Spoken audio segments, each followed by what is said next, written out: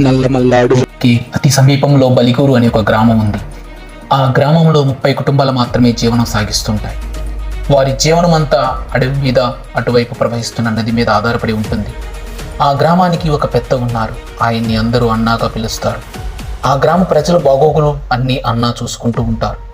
బలిగూరు గ్రామ యువకులు రాత్రిపూట అడవిలో సంచరించి అక్కడ నుండి కలపను సేకరించి తీసుకుని వచ్చి వాటి ద్వారా కొన్ని సామాగ్రి తయారు చేసి ఆ పరికరాలను గ్రామం పక్కన జరిగే సంతలో వాటిని అమ్మి వాటి ద్వారా వచ్చే డబ్బులతో సరుకులు తెచ్చుకుని వారి జీవనం సాగించేవారు.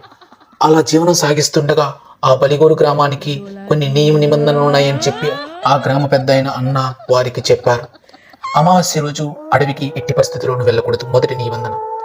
ఆ నిబంధనను ఆ గ్రామంలో కొన్ని వందల సంవత్సరాలుగా పాటిస్తున్నారని ఆ అన్న ఆ యువకులకు బోధించారు.